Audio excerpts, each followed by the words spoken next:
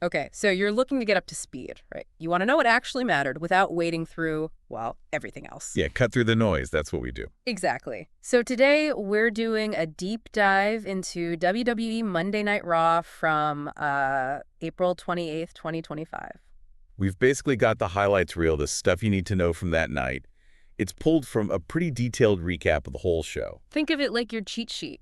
Your shortcut to understanding the big moves, the surprises, and, where things might be headed next. Right. Our mission here is simple. Pull out those key moments, the twists, the stuff that's obviously building towards something bigger. We want you to get the gist, understand the implications. So you can jump right into the conversation, basically. Precisely. Okay, let's get into it. The show kicked off with a pretty major statement, didn't it? Oh, absolutely. You had Seth Rollins walking out, but not just Rollins. He had Paul Heyman with him and Braun Breaker. That visual alone. Yeah. Yeah, it screamed new management almost, like this is the power trio now. They're setting themselves up as the future, the dominant force. And they didn't waste any time trying to, solidify that power. They went straight for Sami Zayn. Right, with that offer, which was, pretty significant. Huge. They offered him a potential ticket to SmackDown plus a guaranteed title shot against whoever wins between Cena and Orton at Backlash. That's not nothing. No, it's a massive carrot they dangled there. It shows they see Zayn as, well, either a valuable piece to have on their side or maybe someone they'd rather control. But Sami being Sami. He turned them down flat. Yeah. The recap really painted him as, defiant, standing up to Rollins, refusing to join this new group. And that defiance had consequences. Right. Fast. Oh, yeah. Swift and brutal, as they say. His refusal led straight to a beatdown. Breaker got involved, showing off that power, Mm-hmm. and then Rollins finished it with the stomp. Just like that. It was a statement. Yeah. A very physical, this is what happens if you say no kind of statement. Yeah. So the big takeaway there is you've got this potential super faction forming, trying to take control. Yeah. And the ultimate underdog, Sami Zayn, refusing to bow down, even knowing what it'll cost him, makes you wonder what his next move is, Yeah. He rejected the easy path, so what now? Definitely sets up a classic dynamic. Okay, let's shift over to the women's division, because it sounds like things were just as chaotic there. Yeah, pretty wild. You had Roxanne Perez taking on Rhea Ripley. And apparently Perez was actually holding her own against Rhea. That's impressive. It really is. Shows her potential, for sure. But the match itself didn't exactly have a clean finish. Julia interfered. Ah, okay, so a DQ finish? Yep, caused a disqualification, which, usually just throws fuel on the fire. Yeah. But then things got even weirder. How so? Well, mid-chaos, Io Sky comes out. Okay.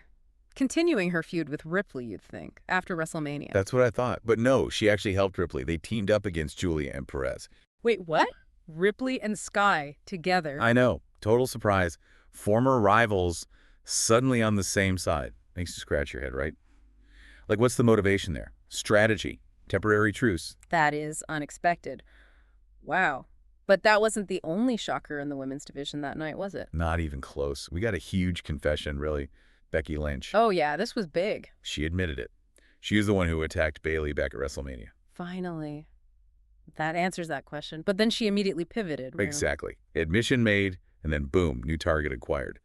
She set her sights on Lyra Valkyria. And the Women's Intercontinental Championship called her out directly for Backlash. Yep. Just like that, we've got a major title match booked for the pay-per-view.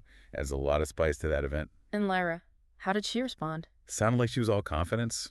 Accepted the challenge right away. Didn't seem intimidated by Becky at all. Okay, so Lynch versus Valkyria at Backlash is official.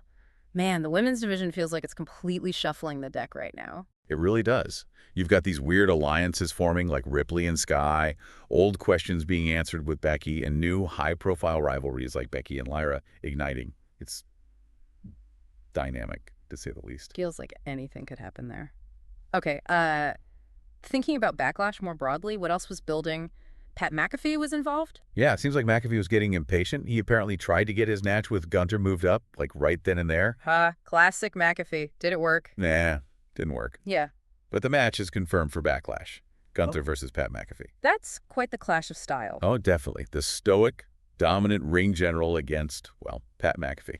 It's going to be interesting, that's for sure. And sticking with troublemakers, Logan Paul. Yep. Still making noise around the World Heavyweight Championship scene. Yep. He called out Jey Uso. Okay. And then later on, backstage, Blindsided him, laid him out with a knockout punch. Eh, textbook Logan Paul. So he's clearly trying to force his way into that title picture with Damian Priest. Looks like it. Attacking Jay is a direct way to get attention, stir things up, and maybe, angle for a shot himself. It adds another layer to that whole situation. Right. And the recap mentioned a couple of other results, too, didn't it?